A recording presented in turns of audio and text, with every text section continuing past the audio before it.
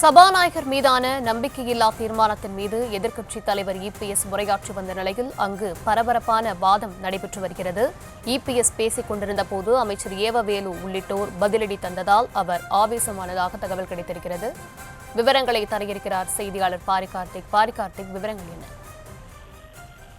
வணக்கம். சட்டப்பேரவையில் தற்போது சபாநாயகர் மீதான நம்பிக்கையில்லா தீர்மானம் முன்மொழியப்படுகிறது. எதிர்க்கட்சி துணைத் தலைவர் ஆர்.பி. உதயகுமார் இந்த தீர்மானத்தை முன்மொழிந்தார். அப்போது பேசுகிற பொழுது எதிர்க்கட்சி தலைவர் எடப்பாடி பழனிசாமி பல விஷயங்கள் மேற்கோள் காட்டி பேசினார். குறிப்பாக நாங்கள் ஒவ்வொரு முறையும் பேசும் பொழுது எங்கள் நகைச்சுவையாக பேசுகிறார். குறிப்பாக நாங்கள் வெள்ளிடப்பு செய்யும் பொழுது கூட போங்க போங்க என்று நகைச்சுவையாக சபாநாயகர் பேசுவதாகவும், மேலும் தாங்கள் பேசுவது டிவியில் தொலைக்காட்சியில் நேரடியாக ஒளிபரப்பு கொடுக்கவில்லை என்றும், மேலும் நாங்கள் இருக்கக்கூடிய அந்த இடத்தையே நேரடி ஒளிபரப்புக்கு தடை செய்திருப்பதாகவும் அவர் பேசியிருக்கிறார். அது மட்டுமல்ல, தொடர்ச்சியாக மக்கள் பிரச்சனைக்காக நாங்கள் பேசும்போது எங்களுக்கான வாய்ப்பு மறுக்கப்படுகிறது என்றும், தொடர்ச்சியாக சபாநாயகர் அவரே பதில் கூறி வருகிறார் என்றும் பேசினார்.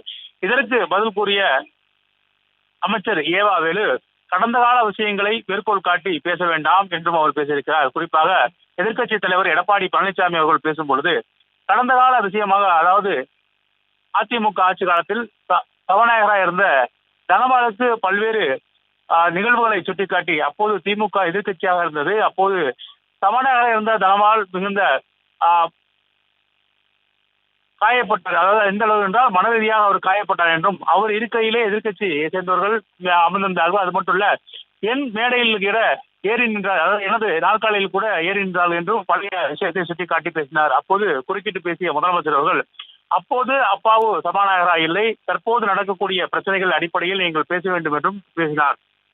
கடந்த காலங்களை பற்றி பேச வேண்டாம், அப்போது அப்பாவு சபாநாயகராக இல்லை, அது மட்டுமல்ல உங்கள் ஆட்சியில் நடந்ததை இப்போது பேச வேண்டாம் என்றும் என்ற அடிப்படையில் ஆளுங்கட்சியினர் பேசினார்கள். இதற்கு பதில் கூறிய எடப்பாடி பழனிசாமி அவர்கள், கடந்த காலங்களில் நடந்த விஷயங்களை சொல்ல வேண்டிய தேவை இருக்கிறது, அதன் அடிப்படையிலே நான் பேசினேன் என்றும், தொடர்ச்சியாக சபாநாயகர் அப்பாவு எங்களை மதிக்கவில்லை என்றும், எங்களுக்கான வாய்ப்பு மற்றும் பிரதிநிதித்துவத்தை கொடுக்கவில்லை என்றும் குற்றச்சாட்டு கூறினார். உண்மையில் யார் அந்த ஸ்டார் என்ற அந்த குற்றவாளிக்கு கொடுக்க வேண்டிய தண்டனை என பதாகைகளை எடுத்து வந்தோம்.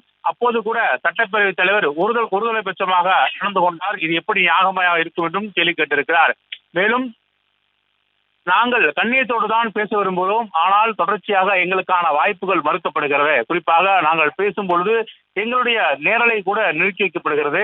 மேலும் எங்களுக்கான வாய்ப்புகள் மிகுந்த குறைவாக இருக்கிறது. ஆளுங்கட்சியினருக்கு அதிகப்படியான வாய்ப்புகள் கொடுக்கும் சபாநாயகர் எங்களுக்கு வாய்ப்புகள் கொடுக்கவில்லை என்றும், எதிர்க்கட்சி ரீதியாக நாங்கள் பேசுகின்ற எல்லா விஷயங்களையும், அதாவது நாங்கள் கேட்கின்ற எல்லா கேள்விகளுக்கும் சபாநாயகரை பதிலளித்து விடுகிறார் என அந்த குற்றச்சாட்டையும் முன்மொழிந்திருக்கிறார்கள். தொடர்ச்சியாக சபாநாயகர் தங்களை புறக்கணிப்பதாகவும், தங்களுக்கு வாய்ப்பு கொடுக்கவில்லை என்ற அடிப்படையில் தான் எதிர்க்கட்சி துணைத் தலைவராக இருக்க ஆர்.பி. உதயகுமார் இந்த தீர்மானத்தை முன்மொழிந்தார். சபாநாயகர் மீதான இந்த தீர்மானத்தை முன்மொழிந்தார்.